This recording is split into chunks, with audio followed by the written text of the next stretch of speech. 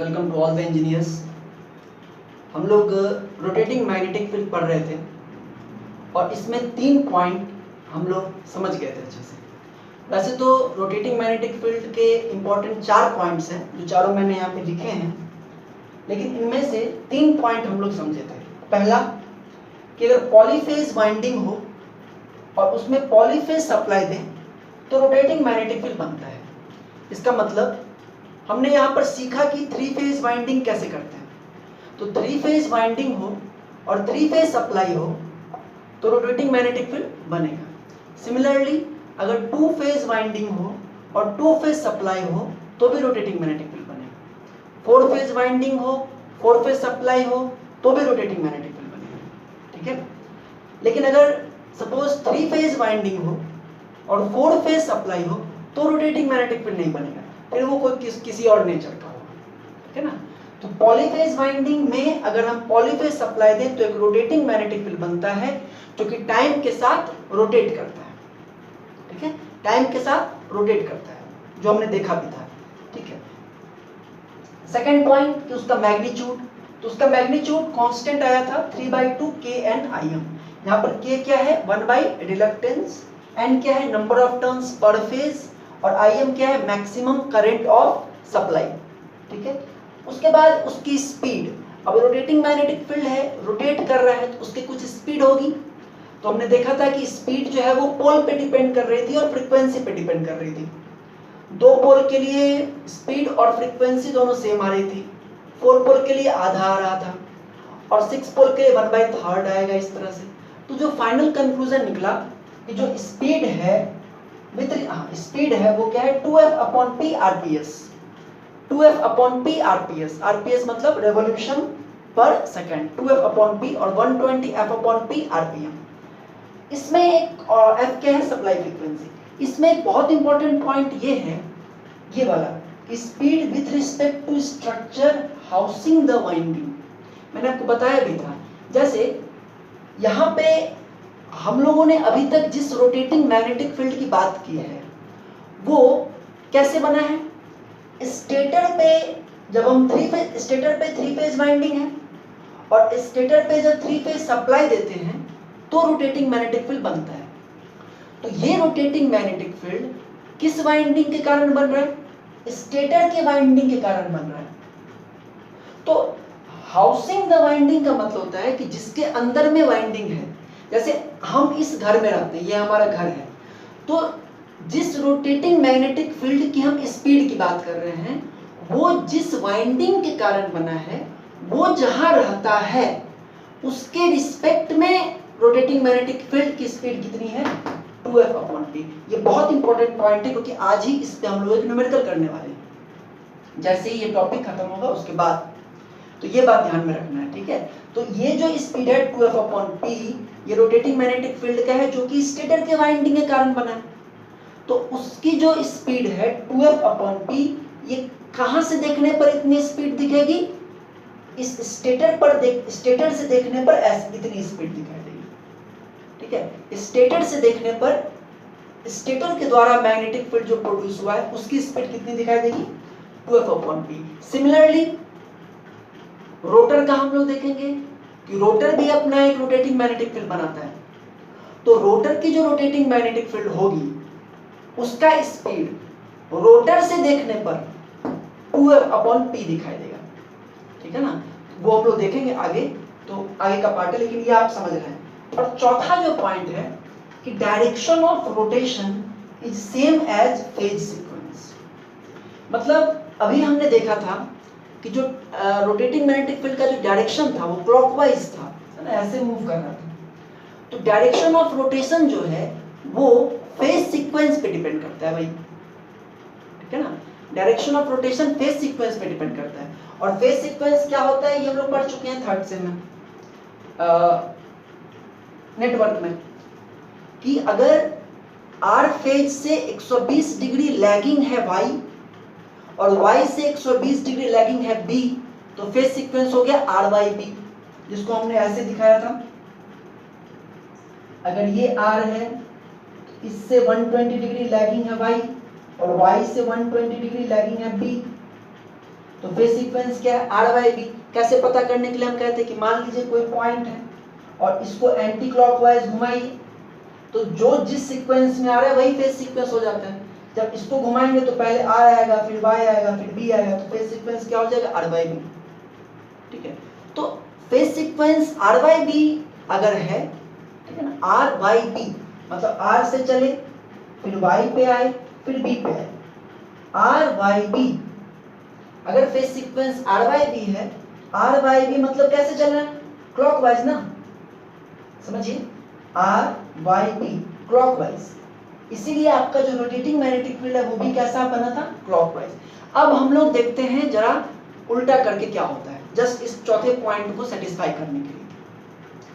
देखिए कभी कभी ऐसा होता है पावर सिस्टम में मेंटेनेंस वगैरह के दौरान कि जैसे मान लीजिए कि ये आपका मोटर है, आटा चक्की का मोटर है, और ये मोटर चलाने वाले को एक बार बता दिया गया कि भैया ये आर है, ये वाई है, बी है, जो भी है, और उसने उस हिसाब से अपने आर वाई बी से उसको कनेक्ट कर दिया। समझ में आ रही बात? जो मोटर के ऊपर जो वायर गया होगा उस पे उसने आर वाले से अपने आर को कनेक्ट कर लिया होगा, वाई वाले से वाई को, बी वाले को बी से। ठीक, अब है ना, वाई वाले को बीच से इधर कर लिया होगा। अब ये वायर तो पीछे से कहीं से आया होगा, ये वायर कहीं और से आया होगा, है ना। एक्चुअली क्या होता है, आप लोगों को पता भी है कि पोल्स, है ना, किसी पोल से ये वायर आया, ठीक है, जैसे समझिए, और इस पोल पे पहले से कोई वायर आ रहा था, और होता क्या है, इससे इसको जंपर कर दिया गया, इससे इसको कर दिया गया, इससे इसको कर दिया गया, तो इधर के आर वाई बी से इधर का आर वाई बी कनेक्टेड हो गया। मेंटेनेंस के दौरान कभी कभी ऐसा हो जाता है, लाइनमैन है, ह्यूमन एरर है ये, है ना, कि सपोज कि आर तो उन्होंने सही लगाया, लेकिन वाई को उन्होंने लगा दिया इसमें, है ना, वाई को कनेक्ट कर दिया इसमें, और बी को कनेक्ट कर दिया किसमें, इसमें। ऐसा हो जाता है कभी कभी बाय मिस्टेक, है ना। आर को इसमें किसी को भी हो सकता है, हम बात कर रहे हैं आर को उन्होंने कनेक्ट किया, वाई को कनेक्ट कर दिया इसमें, और बी को कनेक्ट कर दिया इसमें, और आपके घर के आगे तो वही तार है, आप तो अपना कनेक्शन चेंज नहीं कर रहे हैं, आप तो वही कर रहे हैं, ठीक है। अब इसके कारण क्या प्रॉब्लम होगा उसको देखिए और समझिए, ठीक है। अब इसके कारण प्रॉब्लम क्या होगा कि सप्लाई तो वही है आर वाई बी, सप्लाई तो वही है आपको, I R equal to I M sine omega T, I Y equal to I M sine omega T minus 120, और I B equal to I M sine omega T plus 120। Supply तो यही है, ठीक है। At omega T equal to 0, omega T equal to 0 की अगर बात करें तो आई आर तो 0 होगा, ठीक है। आई वाई क्या होगा, हम लोग देख चुके हैं, minus I M minus sine 120, मतलब minus sine minus I M into root 3/2, ठीक है ना, sine 120 minus sine 120, I Y भी minus I M into root 3/2। अब जरा देखिए, समझिए बात को, ठीक है ना। वाई फेज का करंट है निगेटिव, ठीक है, मतलब ये जो वाई फेज है वो तो बी से कनेक्टेड है, इसके बी से कनेक्टेड है, और बी से ये कनेक्टेड है, ठीक है ना। वाई फेज का करंट निगेटिव है, मतलब वाई फेज करंट ले नहीं रहा है बल्कि दे रहा है, लेकिन इस गड़बड़ी के कारण यहां पर जो गलती हो गई, तो वाई तो बी से कनेक्टेड है, तो हमारे मोटर में तो बी में जो करंट आ रहा है वो वाई से आ रहा है, बात समझ आ रही है। तो यानी कि बी करंट ले नहीं रहा है बल्कि दे रहा है ना। B1 में करंट इन नहीं कर रहा है बल्कि B1 से करंट जा रहा है, बात आप समझ रहे हैं। यहाँ पर जो गड़बड़ी हुई, Y जो है सो B से कनेक्टेड हो गया और B जो है सो Y से कनेक्टेड हो गया, तो ओमेगा टी इक्वल टू 0 पर Y फेज का करंट नेगेटिव है, मतलब Y फेज करंट ले नहीं रहा है बल्कि दे है ना, मतलब कि ये दे नहीं रहा है बल्कि इसको रिसीव कर रहा है। लेकिन ये Y तो यहाँ B से कनेक्टेड है और B से हमारा मोटर का B कनेक्टेड है, तो B1 करंट ले नहीं रहा है बल्कि दे रहा है। तो B1 अगर करंट दे रहा है तो B1 पे हो जाएगा डॉट और B2 पे हो जाएगा क्रॉस। सिमिलरली अगर हम लोग IB को देखें,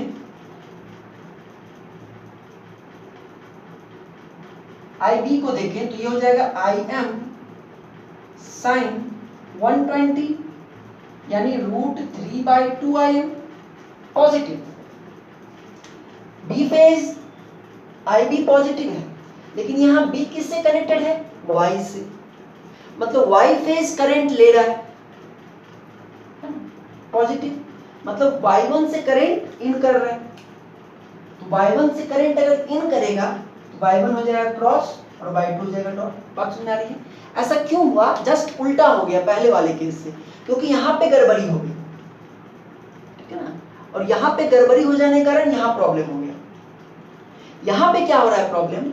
आर फेज तो ठीक है, लेकिन Y चूंकि B से कनेक्टेड है तो इसमें क्या हो गया मोटर के लिए कि B फेज R से 120 डिग्री से लैग कर रहा है। B फेज लैग कर रहा है Y से B फेज लैग कर रहा है क्योंकि B यहाँ Y से कनेक्टेड है, ठीक है ना। तो अब B फेज लैग कर रहा है और B से Y लैग कर रहा है, मतलब फेज सीक्वेंस RY भी नहीं रह गया, अब फेज सीक्वेंस हो गया RBY इस मोटर के लिए, है ना, क्योंकि यहाँ पे गड़बड़ी हो गई है। Y इधर के B से कनेक्टेड हो गया है और B Y से कनेक्टेड हो गया है, ठीक है। इसलिए अब इसका जो B फेज है वो एक्चुअली में Y फेज है, लेकिन मोटर के अंदर तो ये B ही गया है ना। यानी कि मोटर के अंदर में R फेज तो सेम है, R फेज से B फेज 120 डिग्री से लैग कर रहा है और B से Y फेज 120 डिग्री से लैग कर रहा है, मतलब फेज सीक्वेंस है चेंज्ड नाउ। फेज सीक्वेंस अब क्या हो गया? RBY हो गया। तो अब देखिए इसका असर ये होगा कि अगर आप कंबाइंड देखें तो इन दोनों का कंबाइंड देखें तो अंदर मतलब कि कुछ ऐसा, और इन दोनों का अगर देखें तो बाहर आ रहा है करंट ऐसा। तो resultant magnetic field omega T equal to 0 पर कैसा है? ऐसा है, जो कि नॉर्मल कंडीशन में कैसा, RYB के केस में कैसा होता था? नीचे। अब देखते हैं रोटेशन का डायरेक्शन, तो ओमेगा टी इक्वल टू 30 पे पता चलेगा, क्योंकि 30 पर जो आपका पुराना था वो ऐसे घूम गया था। अब इसको देखते हैं, तो ओमेगा टी इक्वल टू 30 पर अगर देखें तो IR कितना हो जाएगा? IM/2 IM/2 है ना। 0 पर देख लिए तो इसको मिटा देते हैं, ठीक है। फिर देखेंगे अभी 30 पर, और देखेंगे कि 30 पर क्या डायरेक्शन सेम रह रहा है कि डायरेक्शन चेंज हो रहा है, ठीक है। तो देखिए R फेज का करंट आया है पॉजिटिव, मतलब R1 में करंट इन कर रहा है और R2 से करंट आउट जा रहा है। R1 में इन कर रहा है क्योंकि ये पॉजिटिव है और R जो वहां है वही R यहाँ है, R1 में इन कर रहा है, R2 से निकल रहा है। IY को देखें तो 30 - 90 - IM हो जाएगा, मतलब Y फेज में करंट यहाँ पर तो वही है, लेकिन यहाँ पर Y यहाँ के किससे कनेक्टेड है? B से, है ना। तो मोटर में Y फेज में क्या है? माइनस, मतलब कि ये जो B फेज है ये करंट लेगा नहीं बल्कि देगा, सेम डायरेक्शन। तो B1 क्या रहेगा? डॉट, और B2 क्या रहेगा? क्रॉस। अब आते हैं IB पर, तो IB देखिए, IB के लिए अगर देखें तो IB के लिए देखेंगे तो 30 + 120 है ना, तो ये हो जाएगा IM/2, ठीक है।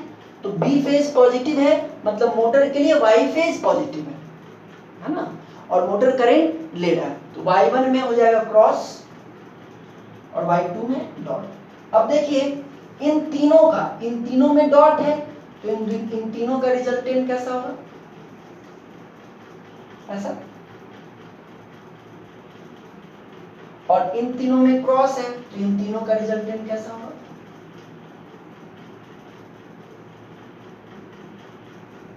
अब रिजल्टेंट किधर जा रहा है? इस तरफ जा रहा है 30 डिग्री से। अब जरा सोच के बताइए, 0 पर यहाँ था, 30 पे यहाँ हुआ, स्पीड तो वही है लेकिन डायरेक्शन क्या हो गया, एंटी क्लॉकवाइज। डायरेक्शन क्या हो गया, एंटी क्लॉकवाइज। जब आर वाई भी था फेज सीक्वेंस, डायरेक्शन था क्लॉकवाइज। आर बी वाई हो गया फेज सीक्वेंस, तो डायरेक्शन क्या हो गया, एंटी क्लॉकवाइज, है ना। तो फेज सीक्वेंस चेंज होता है तो डायरेक्शन चेंज होता है। अगर फेज सीक्वेंस आर वाई भी है तो डायरेक्शन क्लॉकवाइज रहेगा, और अगर phase sequence R B Y हो जाएगा तो डायरेक्शन एंटी क्लॉकवाइज हो जाएगा। अब ये जो गलती है ना, ये पता नहीं चलती है। पता कैसे चलती है, मेंटेनेंस करने वाले चले गए कल के करके, ठीक है, उसके बाद फिर पावर भी चालू कर दिया। एक्चुअली इलेक्ट्रिकल बिजली विभाग को इस गड़बड़ी की सूचना आटा चक्की वाले ही देते हैं कि सर हमारा जो चक्की है वो उल्टा उल्टा घूम रहा है। इसका मतलब ये नहीं हुआ कि आटा डालेंगे तो गेहूं निकलेगा, ये नहीं है इसका मतलब, जो आपके बोलते थे पहले लोग, इसका मतलब ऐसा तो हो ही नहीं सकता है ना। लेकिन उल्टा चल रहा है ये पता चल जाता है, क्योंकि जो ऊपर से गेहूं डालता है फिर वो नीचे न जाके फिर ऊपर मूव करने लगता है, तो पता चल जाता है। तो फिर वो इन्फॉर्म करते हैं बिजली विभाग को, तो फिर से वो कट करके लाइन और फिर आते हैं चेक करने और फिर इसको पलट देते हैं या इस तरह से करके, ताकि फिर से सब कुछ सही हो जाए। ओके, तो ये बात है, अगर फेज सीक्वेंस चेंज हो जाता है तो डायरेक्शन ऑफ रोटेशन चेंज हो जाता है मैग्नेटिक फील्ड का, और मैग्नेटिक फील्ड के डायरेक्शन के चेंज होने से ना रोटर के मूवमेंट का भी डायरेक्शन चेंज होता है। आप पढ़ेंगे आगे कि रोटर का मूवमेंट का डायरेक्शन इस स्टेटर के द्वारा जो रोटेटिंग मैग्नेटिक फील्ड प्रोड्यूस है उसी के डायरेक्शन में होता है। अगर स्टेटर प्रोड्यूस्ड मैग्नेटिक फील्ड का डायरेक्शन चेंज हो जाए तो रोटर के भी मूवमेंट का डायरेक्शन चेंज हो जाता है, ठीक है, तो वो देखेंगे हम। तो यही है बात कि अगर आपका phase sequence R B Y है, इस तरह से है आर बी वाई, तो डायरेक्शन ऑफ मैग्नेटिक फील्ड का रोटेशन भी क्या हो गया, एंटी क्लॉकवाइज हो गया। तो ये एक पॉइंट था। तो आप 4 पॉइंट समझ गए रोटेटिंग मैग्नेटिक फील्ड का। एसबीटी में रोटेटिंग मैग्नेटिक फील्ड बड़ा फेवरेट टॉपिक है ना, पूछा जाता है। तो आप सबसे पहले जो है ना ये चारों पॉइंट लिख दीजिएगा कि ये होता है। उसके बाद फिर डिपेंडिंग अपॉन मार्क्स कितने नंबर का पूछता है, आप प्रूफ करने जाइएगा कि ओमेगा टी इक्वल टू 0 पर ऐसा है और ओमेगा टी इक्वल टू 30 पर ऐसा है, ठीक है। अब एक न्यूमेरिकल करते हैं, बहुत इंपॉर्टेंट। देखिए ये क्वेश्चन आपको करना है, ये क्वेश्चन नोट्स में आपको नहीं जाएगा क्योंकि नोट्स में गलत बना हुआ है, तो आप इस क्वेश्चन को नोट कर लीजिएगा और नोट्स में इसको लिख लीजिएगा। तो क्वेश्चन क्या है, देखिए, a rotor has 3 phase balanced winding, और एक रोटर है जिसके पास, पहले आप समझ लीजिए क्वेश्चन, 3 फेज बैलेंस वाइंडिंग है, 6 पोल है, ठीक है, और इसको सप्लाई किया गया है 50 हर्ट्ज से, और रोटर को एक्सटर्नल सोर्स से 750 आरपीएम से घुमाया जाता है clockwise with respect to stationary observer. Find the speed of magnetic field with respect to stationary observer if one and two. क्या है इस क्वेश्चन समझिए। क्वेश्चन सिंपल सा ये है कि अभी हमने स्टेटर की बात की थी, लेकिन मान लीजिए कि एक इंडक्शन मोटर का एक रोटर है, जो आप यहाँ देख रहे हैं, ये रोटर है, और इस रोटर में एक 3 फेज वाइंडिंग की गई है और इस तरह से वाइंडिंग की गई है कि 6 पोल बने, 6 पोल, है ना, P इक्वल टू 6।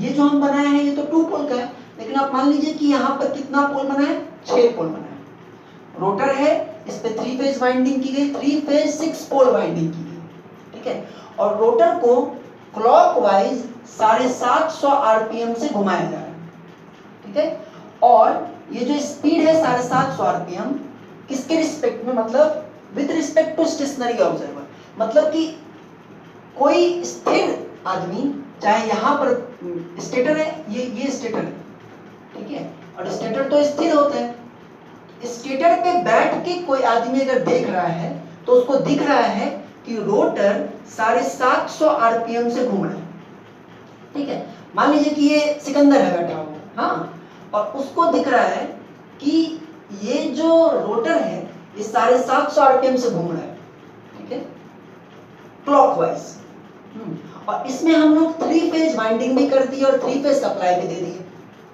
तो ये अपना कुछ मैग्नेटिक फील्ड भी बनाएगा। अब आपसे क्वेश्चन ये है कि ये जो मैग्नेटिक फील्ड बनाएगा उसकी स्पीड कितनी दिखेगी, किसको, सिकंदर को, है ना।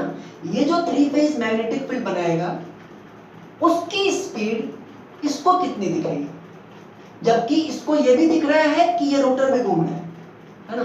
तो इसके द्वारा जो मैग्नेटिक फील्ड प्रोड्यूस होगा, अगर वो, पहला पार्ट क्या है, अगर वो मैग्नेटिक फील्ड सेम डायरेक्शन में बनता है, मतलब ये सीक्वेंस अगर r y b है सेम डायरेक्शन में, तो इनको भाई साहब को वो मैग्नेटिक फील्ड की स्पीड क्या दिखाई देगी, अगर सेम डायरेक्शन में बनता है तो, और अगर अपोजिट डायरेक्शन में बनता है आर बी वाई अगर फेज सीक्वेंस है तो भी स्पीड कितनी दिखाई देगी, किसको,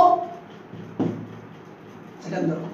ठीक है, तो आप सोचिए, वीडियो को पॉज कीजिए, सोचिए और बनाइए, हम इसका सॉल्यूशन आपको करते हैं। तो कितना दिख रहा है सिकंदर को स्पीड,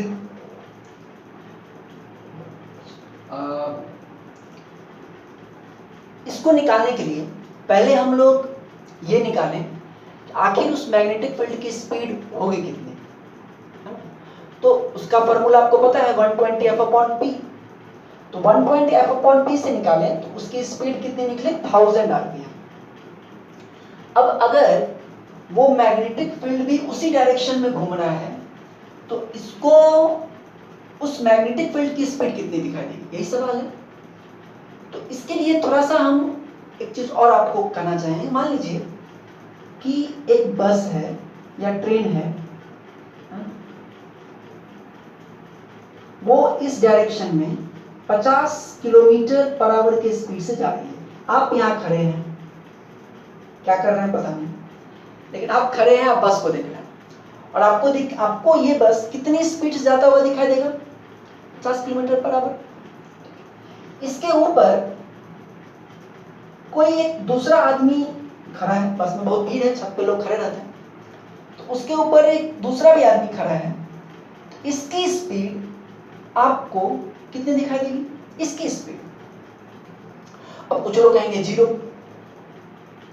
अगर इसकी स्पीड 0 है तब तो आपके और इसके बीच की दूरी सेम रहनी चाहिए, तभी तो। लेकिन इसकी स्पीड बस के रिस्पेक्ट में 0 है, लेकिन आपके रिस्पेक्ट में इसकी स्पीड कितनी है, 50 किलोमीटर/आवर, है कि नहीं, क्योंकि ये आपसे दूर जा रहा है, ये बस के ऊपर है और बस इस स्पीड से चल रही है। तो आपके रिस्पेक्ट में इसकी स्पीड 50 किलोमीटर/आवर है, लेकिन बस के रिस्पेक्ट में इसकी स्पीड 0 है। अगर बस में कोई आदमी बैठा हुआ है तो उसको वो आदमी लेगी तो यहीं पे खड़ा उस समय से, है कि नहीं, क्योंकि दोनों एक ही स्पीड से मूव कर रहे हैं, समझ रहे बात। तो बस के रिस्पेक्ट में उस आदमी की जो स्पीड है वो 0 है, लेकिन आपके रिस्पेक्ट में आप अगर देखते हैं, आप अगर देखेंगे तो ये कितने स्पीड जाता हुआ दिखाई देगा, 50 किलोमीटर/आवर। अब देखिए, अब अगर ये आदमी ऊपर छत के ऊपर ही दौड़ना शुरू कर दिया, ये छत के ऊपर ही दौड़ना शुरू कर देता है, ठीक है, इस डायरेक्शन में 5 kph से। अब सोच के बताइए कि आपके रिस्पेक्ट में, यानी रिस्पेक्ट मतलब कुछ होता है जहां से देख रहे हैं, तो यहां से अगर देखें स्टेशनरी ऑब्जर्वर, तो उसके रिस्पेक्ट में इसकी स्पीड कितनी दिखाई देगी, 5 kph कि 50 kph कि 55 kph कि 45 kph, ठीक है ना। तो सही आंसर क्या होगा, 55 kph, क्योंकि आपको क्या दिख रहा है कि बस भी जा रहा है और उसके ऊपर ये भी दौड़ रहा है, ठीक है। तो जो आपको जो इसकी स्पीड दिखाई देगी वो इन दोनों का कॉम्बिनेशन दिखाई देगी, 55 kph। अच्छा, बस में जो आदमी बैठा हुआ है उसके रिस्पेक्ट में उसकी स्पीड कितनी दिखाई देगी, 5 kph, क्योंकि उसको क्या दिख रहा है कि दौड़ना चालू किया, है ना। तो 50 kph से तो दोनों चल रहे हैं, वो एक्स्ट्रा 5 kph से दौड़ रहा है, तो बस में बैठे हुए आदमी को कितना उसकी स्पीड दिखाई देगा, 5 kph। आपको कितना दिखाई देगा, 55 kph। और अगर वो आदमी इधर दौड़ने लगे, आप कहेंगे इधर तो गिर जाएगा सर, नहीं गिरेगा, हम इसको इनफाइनाइट लेंथ का बस बना देते हैं, हाँ। तो ये 5 kph अगर इसकी स्पीड इधर है तो आपको कितना दिखाई देगा इसकी स्पीड अब की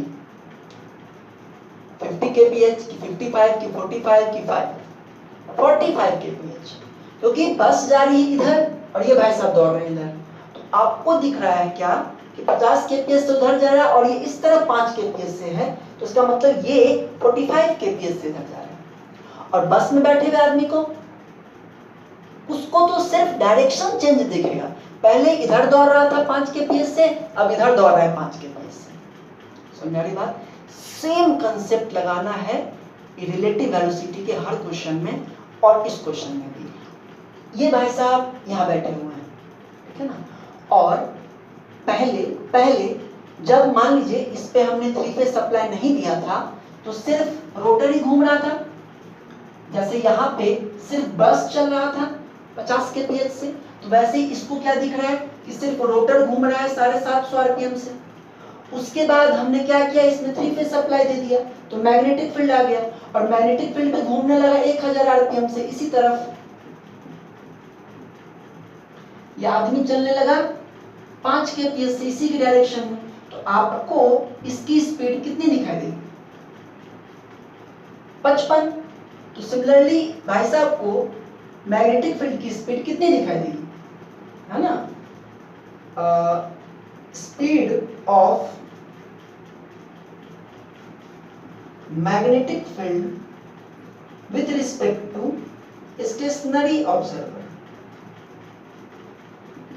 1000 plus 750 equal to 1750 rpm, ठीक है? 1750 आरपीएम से दिखेगा, इस तरफ जाता है। इसी में हम एक और क्वेश्चन ऐड करते हैं कि अगर रोटर पे कोई बैठा हुआ है, रोटर पे किसको बैठा है?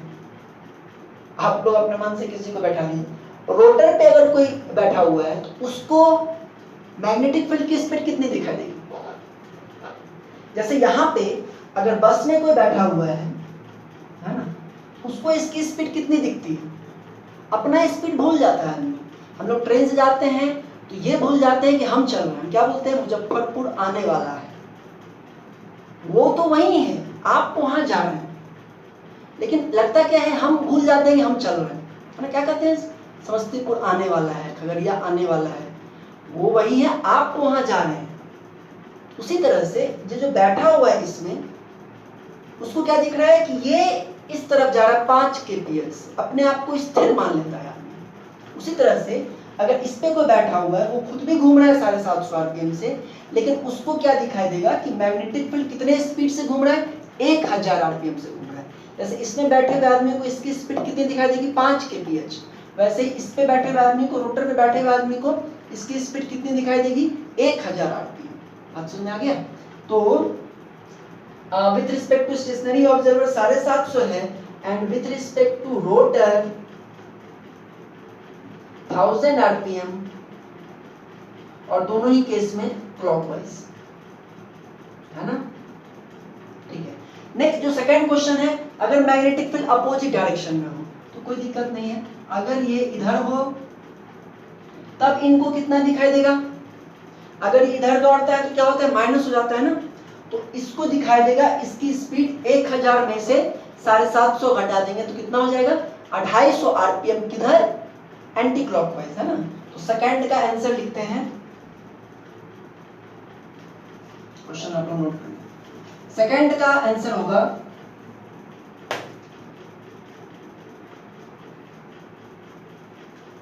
स्पीड ऑफ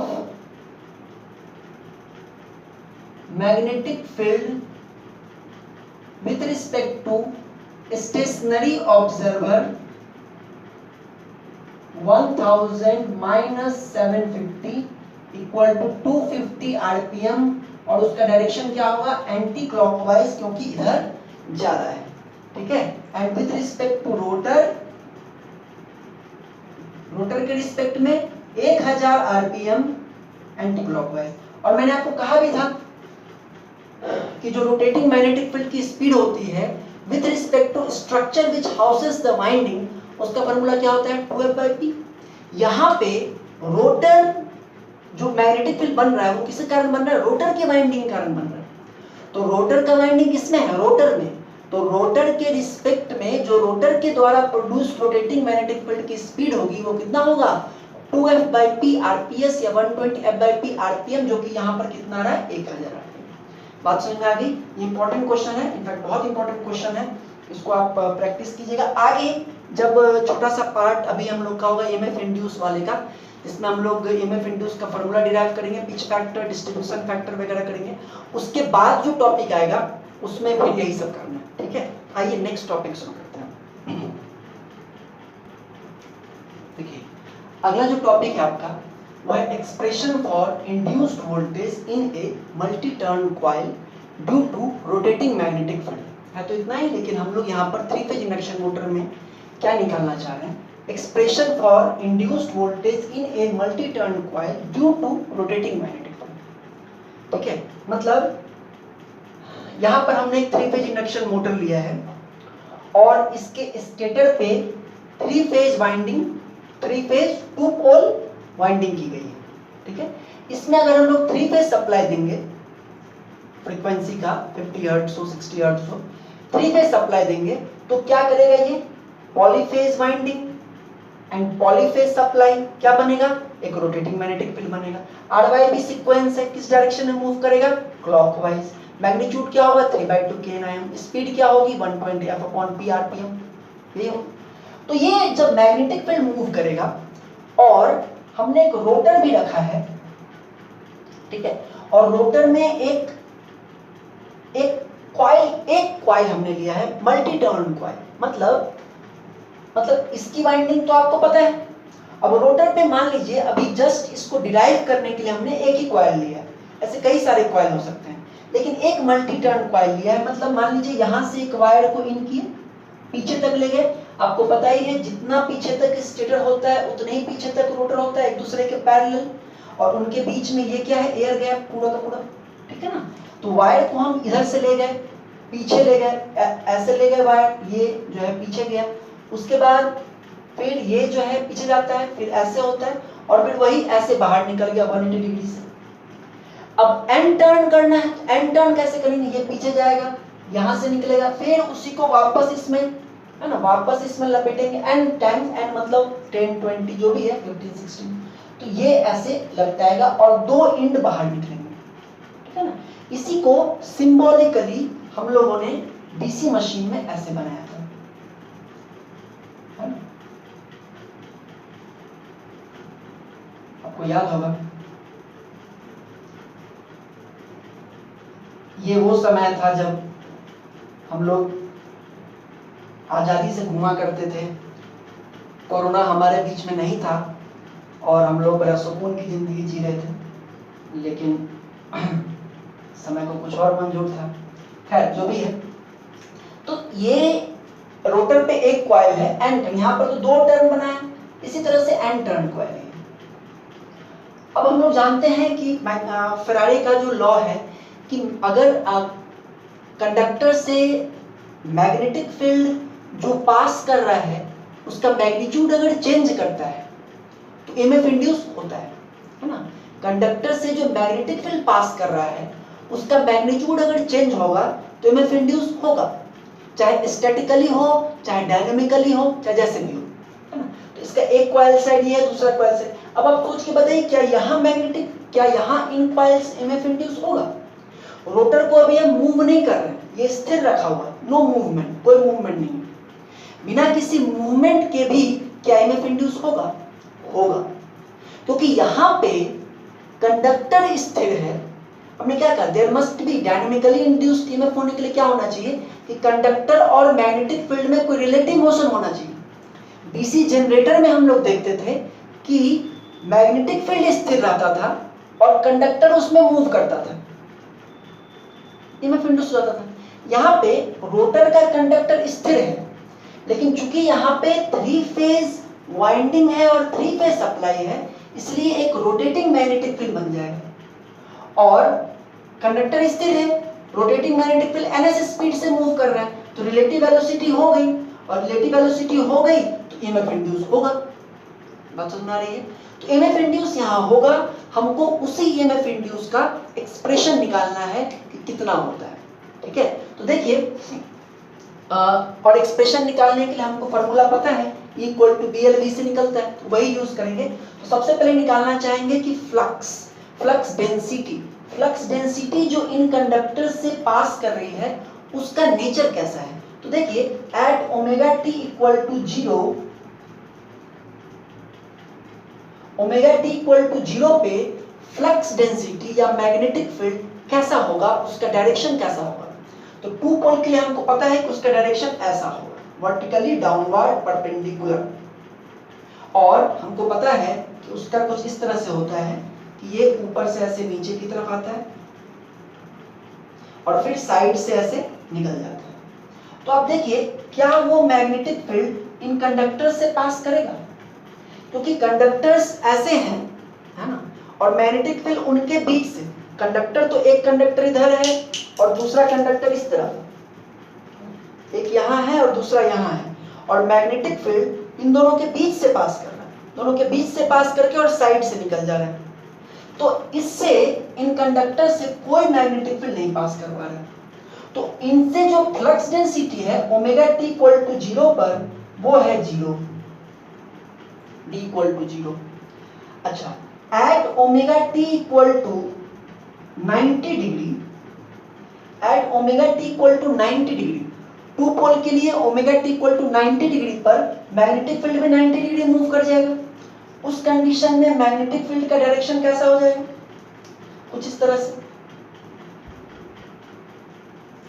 तो अभी इस कंडीशन में कंडक्टर्स कुछ यहाँ हैं, है ना, कुछ इस तरफ ऐसे, ठीक है, और मैग्नेटिक फील्ड ऐसे सीधे सीधे कंडक्टर से पास कर रहा है, मैक्सिमम मैग्नेटिक फील्ड पास कर रहा है ना, किसी भी दूसरे टाइम पे उतना नहीं करेगा जितना, फिर दोबारा होगा जब ये इस पर, जब omega T equal to 270 degree होगा तब वापस ये इस तरह से होगा। तो 2 इंस्टेंट पे इससे मैग्नेटिक फील्ड या फ्लक्स डेंसिटी मैक्सिमम है, एक है ओमेगा टी इक्वल टू 90 पर और एक और होगा ओमेगा टी इक्वल टू 270 पर। तो ओमेगा टी इक्वल टू 90 पर मैग्नेटिक फील्ड जो इन कंडक्टर से पास कर रहा है वो क्या मैक्सिमम पास कर रहा है, यानी omega T equal to 90 degree पर B equal to BM, maximum flux density, ठीक है। फिर 270 पे मैक्सिमम होगा 3π/2, और फिर 180 पर क्या होगा, फिर से जीरो, क्योंकि 180 पर कैसा हो जाएगा, ऊपर की तरफ, 180 पर ये ऐसे हो जाएगा ना, फिर से जीरो। तो हमको आप ये बताइए सिंपल कि इन कॉइल्स को या इन कॉइल्स से जो फ्लक्स डेंसिटी पास कर रहा है उसका नेचर कैसा है। और देखिए omega T equal to zero पर उसका मैग्नीट्यूड जीरो है, ओमेगा टी इक्वल टू 90 पे मैक्सिमम है, 180 पे जीरो है, फिर 270 पे मैक्सिमम है। तो ये किस तरह का नेचर है, इन कॉइल्स को ये फ्लक्स डेंसिटी किस तरह का दिख रहा होगा, साइनोसॉइडल, साइन के कर्व के जैसा, है ना। हम कह सकते हैं कि जो मैग्नेटिक फ्लक्स डेंसिटी जो इन कॉइल्स को दिख रहा है B equal to Bm sin omega t, Bm sin omega t। क्यों sin ओमेगा t, क्योंकि omega t equal to zero पे फ्लक्स डेंसिटी जीरो है, 90 पे 90 है, कॉस तो ले नहीं सकते, कॉस जीरो पर तो मैक्सिमम हो जाएगा। तो B equal to Bm sin omega t, या आप ओमेगा टी की जगह थीटा इलेक्ट्रिकल भी लिख सकते हैं, है ना, क्योंकि ओमेगा टी और theta electrical both are the same things. जो भी हो, B equal to Bm sin omega t इन कॉइल्स को फ्लक्स डेंसिटी दिख रहा है, ठीक है। तो अब आते हैं ईएमएफ इंड्यूस पर। ईएमएफ इंड्यूस का फार्मूला होता है E इक्वल टू BLV। अब जरा एक चीज देखिए, जिस समय मैग्नेटिक फील्ड कुछ इस तरह से होगा उस समय इसमें ईएमएफ इंड्यूस, ठीक है, किस डायरेक्शन में हो रहा होगा, ठीक है ना। तो देखिए मैग्नेटिक फील्ड का डायरेक्शन इधर है। अब जब हम लोग राइट हैंड रूल लगाते थे तो यहाँ इस अंगूठा को लेते थे मूवमेंट ऑफ कंडक्टर, यहाँ पर कंडक्टर तो नहीं मूव कर रहा है, ठीक है, लेकिन क्या मूव कर रहा है, मैग्नेटिक फील्ड मूव कर रहा है ऐसे इधर, ठीक है। तो यहाँ पे अगर राइट हैंड रूल लगाना है तो कंडक्टर तो नहीं मूव कर रहा है, लेकिन मैग्नेटिक फील्ड के रिस्पेक्ट में कंडक्टर किधर मूव कर रहा है, मैग्नेटिक फील्ड जा रहा है नीचे क्लॉकवाइज। तो अगर मैग्नेटिक फील्ड को स्थिर माने तो उस मैग्नेटिक फील्ड को क्या दिख रहा होगा, कंडक्टर किधर जा रहा है, ऊपर। सुना है बात, मैग्नेटिक फील्ड नीचे जा रहा है, हमको राइट हैंड रूल लगा करके डायरेक्शन निकालना है, और उसमें ये बताता है मूवमेंट ऑफ कंडक्टर, लेकिन कंडक्टर तो नहीं मूव कर रहा है, लेकिन मैग्नेटिक फील्ड के रिस्पेक्ट में तो मूव कर रहा है।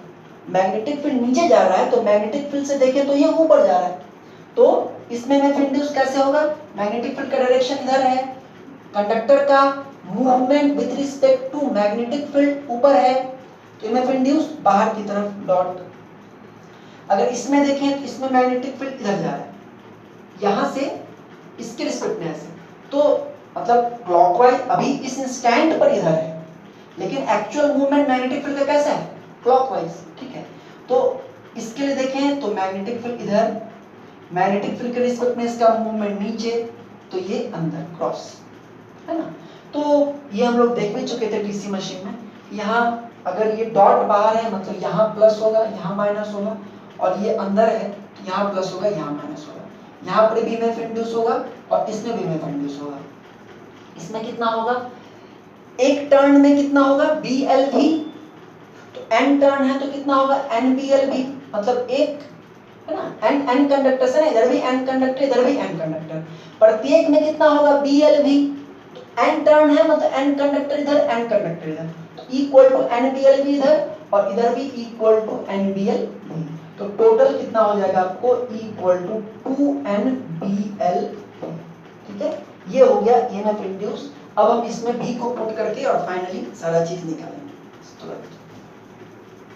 तो देखिए, यानी कि therefore EMF induce equal to 2NBLV।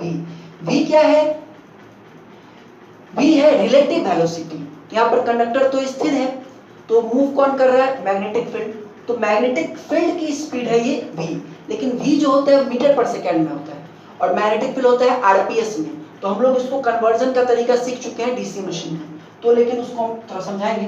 तो यहाँ पे E को लिख सकते हैं 2NLV BM sin omega t volt. ठीक है, तो ये तो एक्सप्रेशन है, इसकी मैक्सिमम वैल्यू क्या होगी, E मैक्सिमम क्या होगा, या इसको ऐसा भी लिख सकते हैं क्या, EM sin omega t,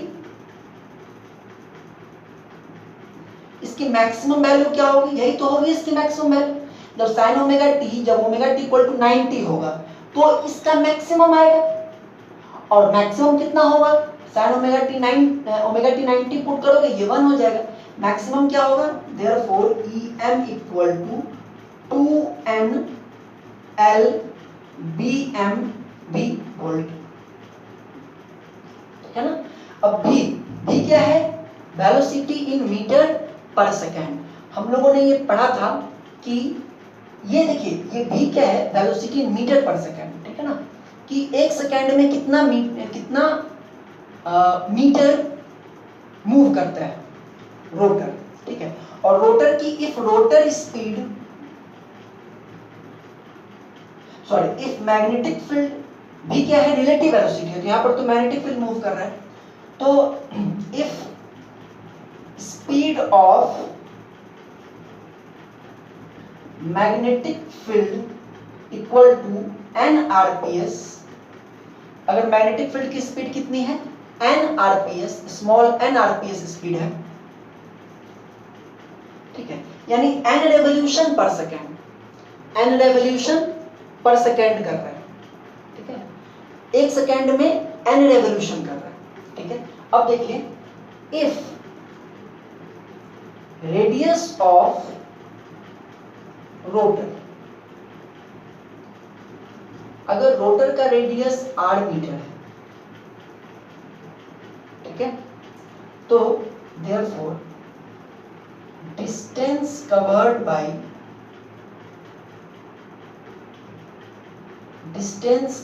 bye magnetic field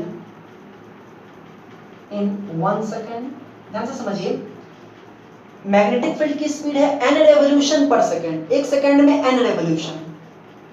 ठीक है, अगर रोटर का जो रेडियस है वो अगर r है ना, रोटर का जो रेडियस है अगर वो r मीटर है, ये रोटर है और उसका रेडियस अगर r मीटर है और मैग्नेटिक फील्ड ऐसे घूम रहा है, एक सेकेंड में n रेवोल्यूशन कर रहा है, एक रेवोल्यूशन में वो कितना डिस्टेंस कवर कर रहा होगा रोटर का? एक रेवोल्यूशन में कितना डिस्टेंस कवर करेगा? इसकी परिधि के बराबर 2 पाई r, ठीक है नहीं? तो एक रेवोल्यूशन में वो 2 पाई r मीटर कवर करता है और एक सेकेंड में वो n रेवोल्यूशन करता है, तो एक सेकेंड में वो कितना मीटर कवर करता है? समझा रही बात? ठीक है, एक रोटेशन में 2 पाई r मीटर कवर करता है, एक रेवोल्यूशन में 2 पाई r मीटर कवर करता है और एक सेकेंड में n रेवोल्यूशन करता है।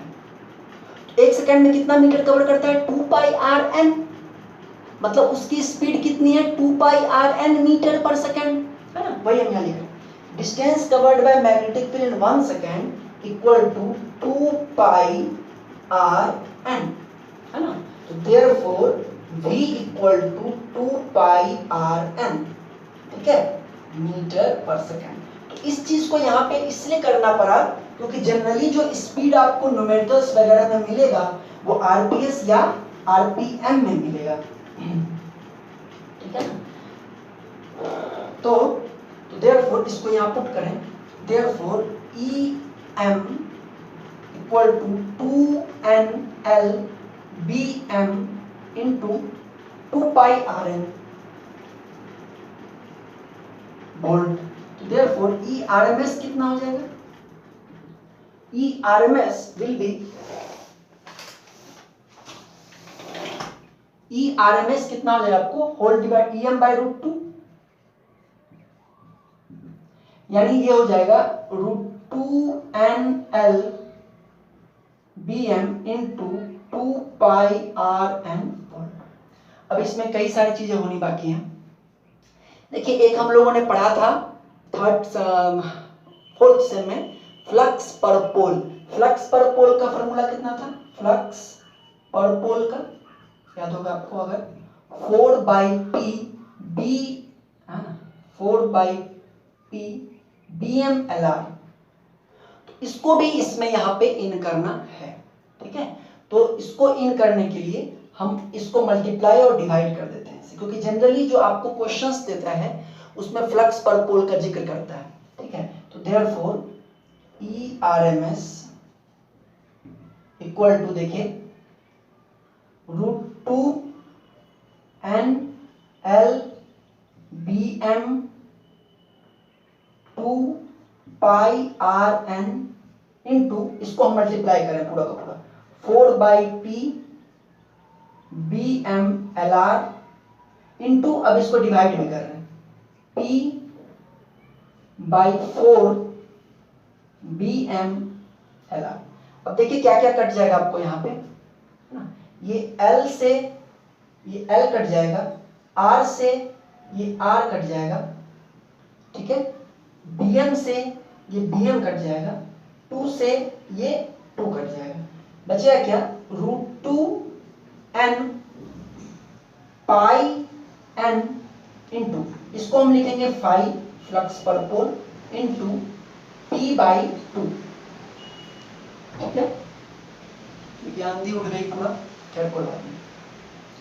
तो root 2 N pi N into phi into P by 2, ठीक है? अब इसमें एक और चेंज करेंगे, root 2 N pi phi Pn by 2 volt. अब ये Pn बाई 2 क्या होता है? Pn बाई 2 होता है फ्रीक्वेंसी, है ना? आप पढ़े होंगे, हम लोग जानते ही है ना formula, F equal to Pn by 2। एन अभी तक कहते हैं n इक्वल टू क्या होता है ना? Speed equal to 2f by p, ठीक है? तो F इक्वल टू क्या होगा? Pn बाई 2, तो Pn बाई 2 को लिख सकते हैं f। तो therefore ERMS equal to root 2